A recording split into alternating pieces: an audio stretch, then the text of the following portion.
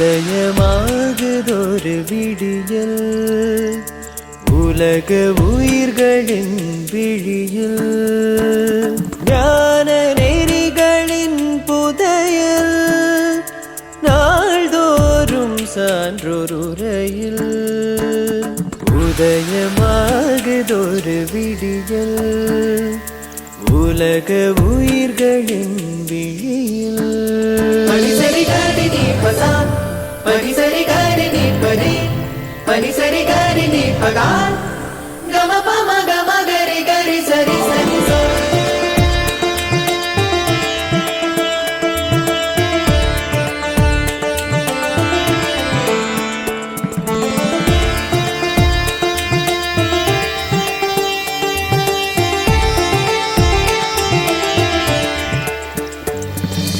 மனித வாழ்வை புனிதமாக்கிட மாற்று பாதை அமைப்போ பிறந்த மண்ணை ஸ்வர்க்கம் ஆக்கிட சத்திய வழி நடப்போ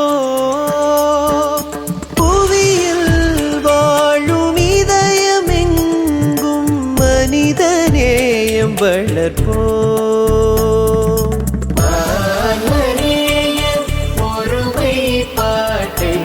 அகிலமெங்கும் விதைப்போ அகிலமெங்கும் விதைப்போ உதயமாகுதொரு விடியல் உலக உயிர்களின் விழியில்.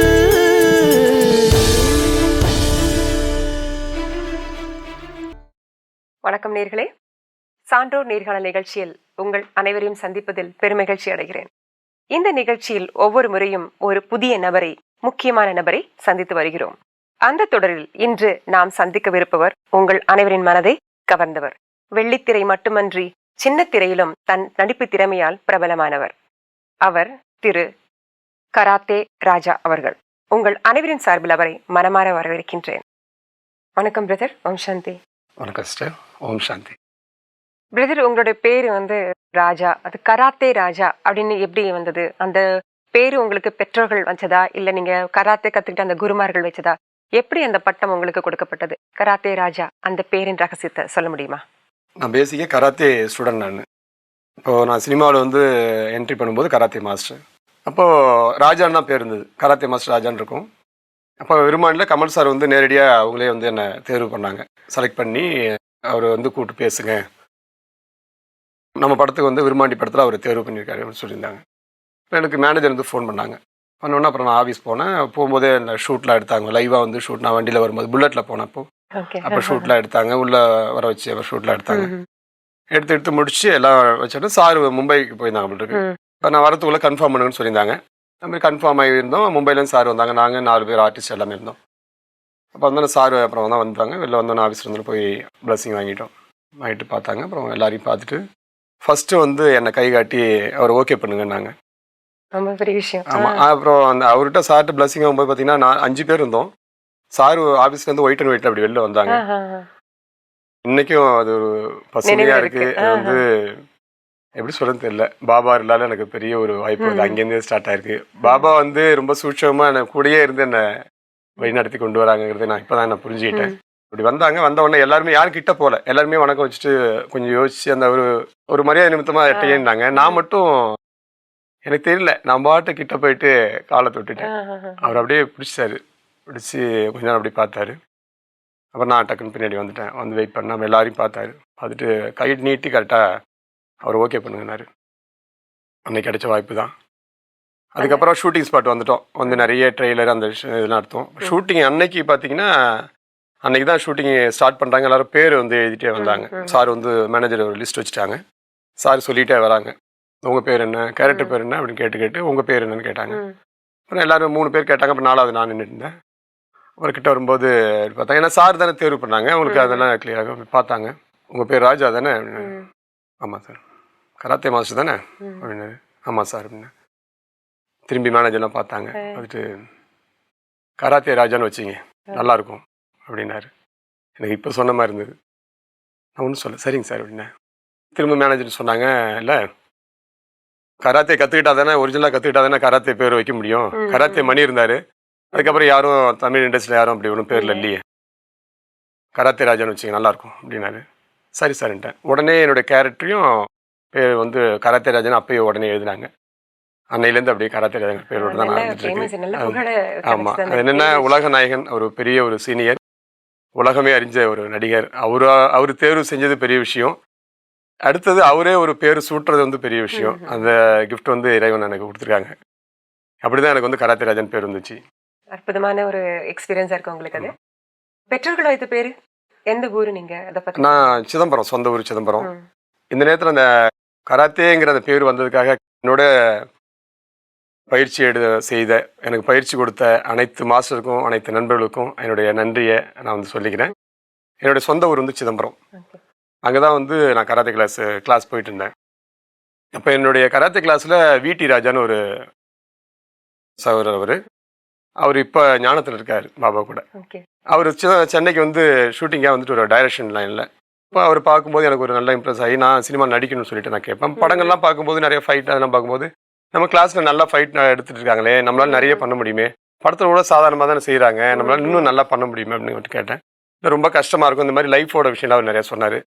நான் எல்லாத்தையும் கேட்டுட்டு பரவாயில்ல, நான் கஷ்டமாக இருந்தால் பரவாயில்ல, நான் வந்து அங்கேயே வந்து நான் கற்று நான் எத்தனை வருஷமானாலும் பரவாயில்ல, நான் ஜெயிக்கணும், நான் நடிகனாக தான் வரணும்னு சொல்லிட்டு அவரை ஃபாலோ பண்ணி தான் நான் வந்து சென்னைக்கு வந்தேன். இன்றைக்கி இந்த லெவலில் வந்திருக்கேன். நான் சொந்த ஊர் சிதம்பரம். அப்பா பேர் பாலகிருஷ்ணன், அம்மா பேர் ஜெயலட்சுமி. இப்போ அம்மா தான் இருக்காங்க, அப்பா கூட இல்லை. கூட பிறந்தவங்க அண்ணன் பிஎன் மூர்த்தி, சிதம்பரம் சொந்த ஊர். அக்கா பேர் பானுமதி, அவங்கெல்லாம் மேரேஜ் ஆயிடுச்சு. இப்போ எனக்கு திருமணமாகி திவ்யாங்கிற மனைவி, குழந்தைங்க 4 குழந்தைங்க இருக்காங்க. இப்போ பாண்டிச்சேரியில் தான் நாங்கள் வசிக்கிறோம். பெரிய பாப்பா பேர் சுபலட்சுமி, ஃபஸ்ட் ஸ்டாண்டர்ட் படிக்கிறாங்க. அதுக்கு அடுத்தது ட்வின்ஸ் பாப்பா தேஜா ஸ்ரீலட்சுமி, தேஜு ஸ்ரீலட்சுமி. அடுத்தது 4வது ஆண் குழந்தை சேர மகாராஜா. குழந்தைகள் எல்லாருக்கும் நானே தான் பேர் வச்சேன். ரொம்ப அழகா முழுக்க முழுக்க நல்ல தமிழ் பெயரா இருக்கு. ஆமாம், அதனால ஃபேமிலி இப்போ வந்து பாண்டிச்சேரி தான் இருந்துட்டு இருக்கோம். அங்கிருந்தா இப்போ சினிமா வாய்ப்புகளை நோக்கி போயிட்டு இருக்கேன் நான். உங்க பேரு வெறும் ராஜா மட்டும்தானா? இல்லை, நடராஜன். எனக்கு பேர் வச்சது வந்து அப்பா அம்மா வச்சது வந்து நடராஜன். சிதம்பரம். ஆமாம், சிதம்பரத்துடைய நடராஜர் பேர், சிவனுடைய பேர் தான் வச்சிருக்காங்க. அடிக்கடி பாபா ஞானம் அப்படின்னு சொல்றீங்க இல்லையா? இந்த ஞானம், இந்த சிவன் பாபா அவங்களுடைய எப்போ உங்களுக்கு அந்த பிரம்மகுமாரிகளோட தொடர்பு கிடைச்சது? எனக்கு 4 வருஷம் ஆகுதுங்க. பாண்டிச்சேரியில் நான் இருந்துட்டு இருந்தேன். இப்போது ஒரு விநாயகர், இப்போ 4 வருஷத்துக்கு முன்னாடி ஒரு விநாயகர் சதுர்த்தி அன்னைக்கு தான் எனக்கு வந்து ஞானத்துக்கான ஓப்பன் வந்தது. அது பட விளக்கமாக வந்து ஒரு மாரியம்மன் கோயிலில் வந்து பட விளக்கம் வச்சுருந்தாங்க, பாண்டிச்சேரி சென்டர்லேருந்து. இப்போது ஒரு குடும்ப சூழலில் நிறைய ஒரு கஷ்டமான சூழலை நான் சந்திச்சுட்டு இருக்கும்போது அப்போ தான் எனக்கு பாபாவோட அறிமுகமே எனக்கு ஆச்சு. அது பாபா வந்து விநாயகர் ரூபத்தில் தான் நான் வணங்கிட்டு இருந்தேங்கிறது எனக்கு அப்புறம் தான் விளங்குச்சு. இப்போவும் அதை வந்து நினைக்கும் போது ரொம்ப சிலிர்ப்பாக இருக்கும். இப்போ பாபாவை பார்க்கும்போது ஒரு சிலிர்ப்பு இருக்கும், விநாயகரை பார்க்கும்போது ஒரு சிலிர்ப்பு இருக்கும். எனக்கு என்ன, எனக்கு நான் எதை விரும்புகிறேனோ அதுக்குள்ளேயே வந்து எனக்கு வந்து எனக்கு அந்த திருப்தி படுத்திட்டு இருக்காங்க. இன்னை வரைக்கும் அதோட அனுபவங்கள் நிறைய இருக்குது. அந்த பட விளக்கம் கேட்டு அந்த சென்டர் எங்கே இருக்கேன்னு கேட்டேன். இந்த பட விளக்கம் கேட்கறதுக்கு முன்னாடி என்ன பெரிய அனுபவம்னா, ஒரு 3 இடத்துல சென்னையில் சாலி கிராமம் அந்த மாதிரி ஒரு 3 இடத்துல நம்ம சென்டரோடைய பேர் நான் பார்த்துருக்கேன். எப்படி பார்த்துருக்கேன்னா, பிரம்மகுமாரிகள், ராஜயோக தியானம், அனுமதி இலவசம் அப்படிங்கிறது ரொம்ப பஞ்சிங்காக இருக்கும். அந்த அந்த ஃபோட்டோஸ் பார்க்கும்போது எனக்கு ரொம்ப பிடிக்கும். ஸ்ட்ரைட்டாக, அதாவது இறைவனிடந்து நேரடியான அந்த ஒளி, அந்த கதிர்கள் வந்து என்னை ரொம்ப ஈர்த்துது எனக்கு. அப்போ நான் வந்து சின்னதாக யோகா சென்டர்லாம் நான் பயிற்சி எடுக்க தான் போவேன். அப்போ வந்து பார்த்தீங்கன்னா ஒரு மாதத்துக்கு 500 ரூபா ஃபீஸு இந்த மாதிரி கட்டுவோம். அப்போ எனக்கு ஃபர்ஸ்ட் அதுதான் வந்துச்சு. வந்து ஒரு சின்னதாக ஒரு அரை மணி நேரம் தான் சொல்லித்தராங்க, 500 ரூபா ஃபீஸ் கேட்குறாங்க, வாரத்தில் 2 நாள் தான் கிளாஸு.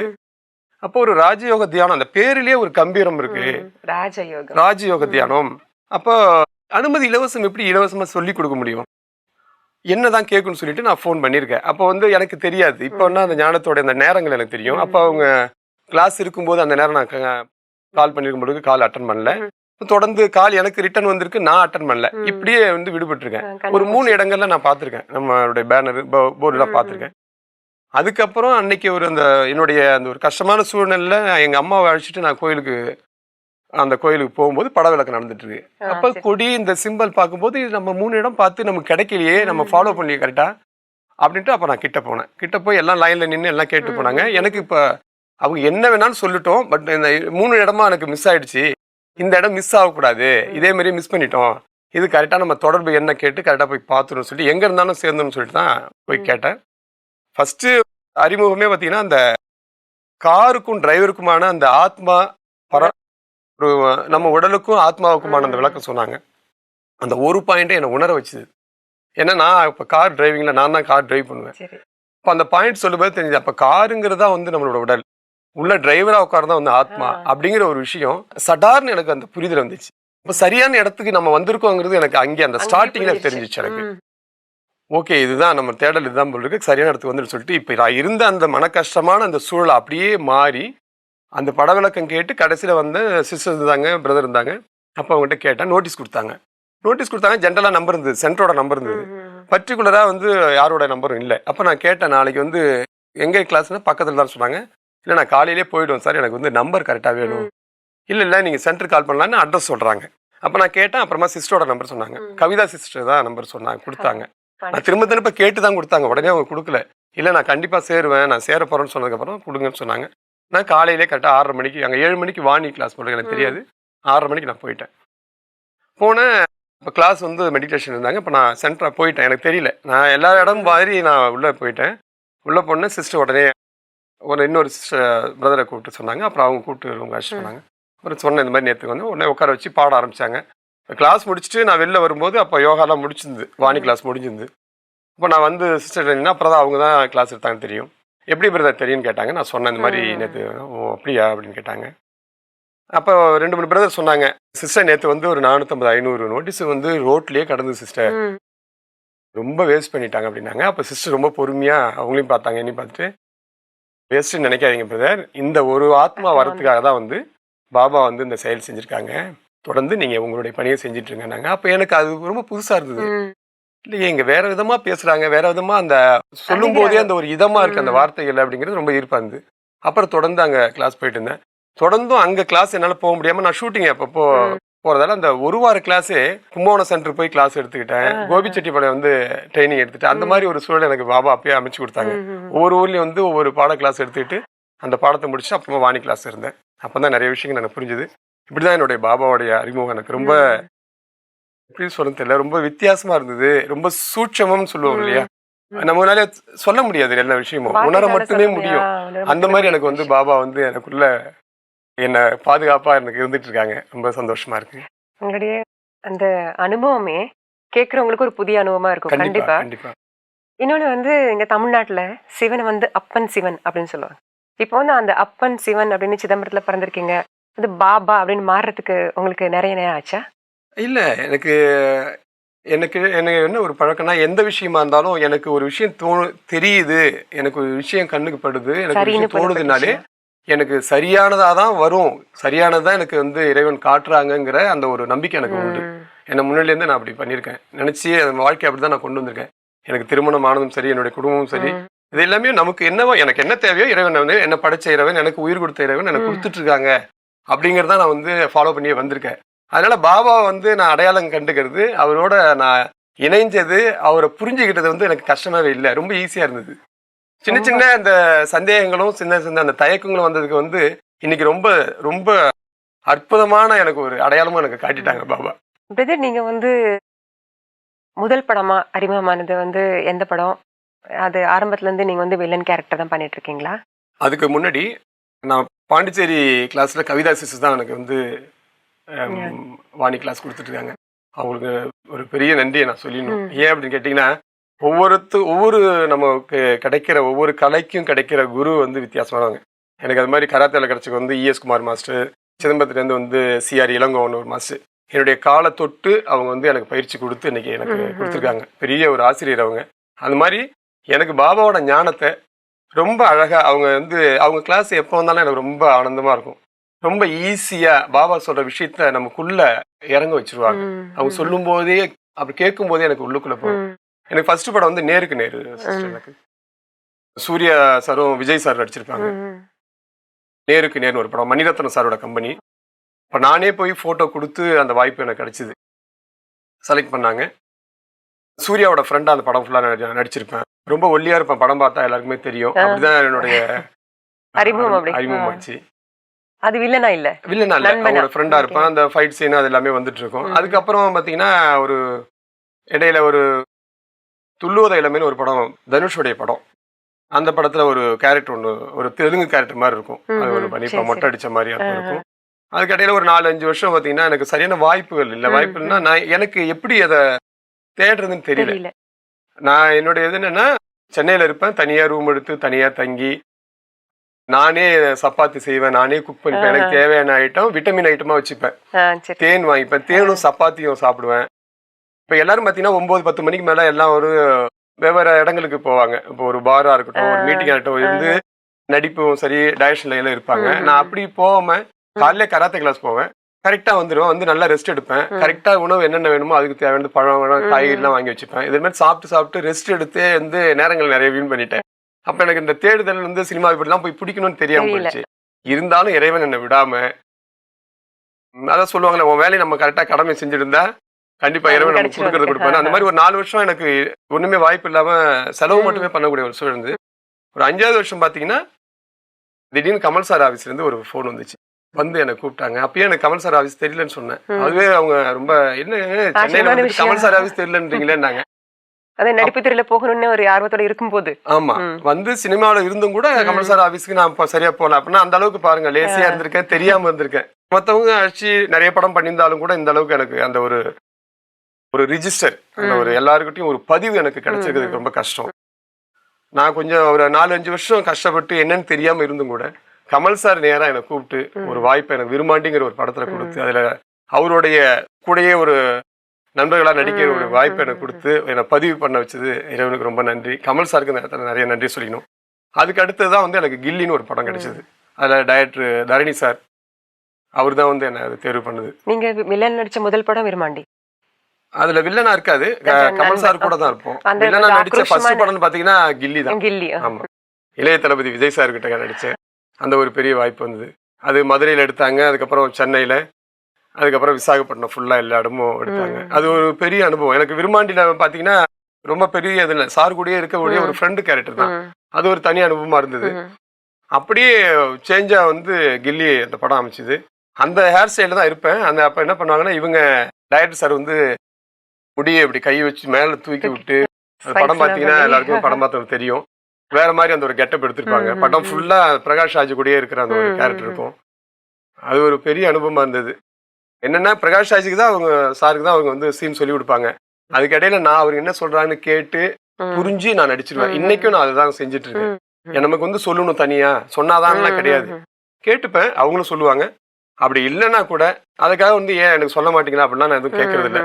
முடிஞ்சளவு அவங்க கதை பேசிட்டு இருக்கும்போதே புரிஞ்சுப்பாங்க என்ன சூழல், என்ன சூழ்நிலைக்கு நம்ம என்ன செய்யணுமோ, டைரக்டர் என்ன எதிர்பார்க்குறாரோ அதுக்கான வேலையை நான் இது வரைக்கும் செஞ்சுட்டு வந்துட்டு இருக்கேன். அந்த அளவுக்கு ஈடுபாடு கூட நீங்க செய்றீங்க. அப்பதான் அதனால தான் இந்த முழுமையா அது வெளிப்படுது. ஆமா. அடுத்து வந்து நீங்க சின்ன திரையில வரைக்கும் ஒரு ரொம்ப வீரப்பன் கேரக்டர்ல சந்தனக்காடுன்னு. அது வந்து இப்ப இந்த முறைதான் அது கிடைச்சது. ஒரு 7-8 வருஷம் இருக்கும். அது அந்த விரும்மாண்டி கில்லி படத்துக்கு அப்புறம் பாத்தீங்கன்னா தொடர்ந்து விஜய் சார் கூட மதுரைன்னு ஒரு படம், அதுல ஒரு சின்ன கேரக்டர் இருக்கும். அப்புறம் திருப்பாச்சின்னு ஒரு படம். தொடர்ந்து விஜய் படங்கள்லயே கொஞ்சம் நல்ல வாய்ப்பு எனக்கு சார் மூலமா கிடைச்சது. திருப்பாச்சிக்கு அப்புறம் பாத்தீங்கன்னா ஆதின்னு ஒரு படம். ஆதி வந்து ஒரு பெரிய கேரக்டர். அது தாசர் சார் வந்து என்ன ஷூட் பண்ண வருவாரு. அப்ப வந்து விஜய் சாரே வந்து என்ன ஷூட் பண்ணுவாரு. அப்ப நடிக்கும் போதெல்லாம் பின்னாடி வந்து ஷூட் பண்ணுவாரு, பின்பக்கமா வந்து பிளட் வர்ற மாதிரி பண்ணுவாங்க. பின்னாடியே வந்து வெடி வச்சிருப்பாங்க, வெடி வச்சு கட்டுவாங்க. அது ரொம்ப ரிஸ்கான ஷாட்லாம் நான் நடிச்சிருக்கேன். அது இப்ப நினைச்சு பார்த்தாலே கொஞ்சம் பயமா இருக்கும். அந்த நேரத்துல செஞ்சாவணுமே அந்த வேலையை நம்ம செஞ்சிருக்கோம். கடவுள் நம்மளை வந்து எந்த ஒரு கஷ்டம் எல்லாம் கொண்டு வந்திருக்காங்க. ஆதின்னு ஒரு படம். அதுக்கப்புறம் தொடர்ந்து படங்கள் பார்த்தீங்கன்னா வெவ்வேறு படங்கள். தனுஷ் படம் வந்து படிக்காதன்னு ஒரு படம் பண்ணியிருப்பேன். அப்புறம் லாஸ்டா வந்து பூஜைன்னு ஒரு படம், விஷால் சாரோட படம். சண்டை மாறுதுன்னு சரத்குமார் சார் படம். அது மாதிரி நிறைய படங்கள், இன்னும் பேர் சொல்ல முடியாத படங்கள்லாம் நிறைய பண்ணியிருக்கேன். ஒரு 80 படங்கள் அளவுக்கு புது படங்கள். தம்பி கோட்டன் ஒரு படம், அது நிறைய பேருக்கு தெரியும். அதுக்கப்புறம் பார்த்தீங்கன்னா ஒரு பெரிய ஒரு வாய்ப்பா போக்கிரி படத்துல விஜய் சார் திரும்பவும் எனக்கு ஒரு நல்ல வாய்ப்பு கொடுத்தாங்க. ஒரு வில்லனா எல்லாரும் மனசுலயும் ஒரு பயமா ஏற்படுத்திருந்தாங்க, திடீர்னு காமெடி வரைக்கும் போயிட்டீங்க. அது எப்படி சாத்தியமாச்சு உங்களுக்கு? அதுக்கு தேங்க்ஸ் வந்து அவர் விஜய் சாருக்கு தான் நான் சொல்லணும். திடீர்னு அவர் வந்து ப்ரொடியூசர் சாருக்கு ஃபோன் பண்ணி, இந்த மாதிரி ராஜா சார் என்னோட ஃப்ரெண்டா நடிக்க வைங்க இதுன்னு அவர் சார் தான் சொல்லியிருந்தாரு. அதுக்கு ஒரு பெரிய ஒரு மனசு வேணும் இல்லையா, ஒரு பெரிய மனசு. விஜய் சார் திறமை இருக்குனால தேடி வந்திருக்கு. கண்டிப்பா அவருக்கு பிடிச்சிருக்கு ஏதோ ஒரு விதத்துல. அப்போ அதுல வந்து அவருடைய நண்பராக நடிக்கக்கூடிய ஒரு வாய்ப்பு வந்தது.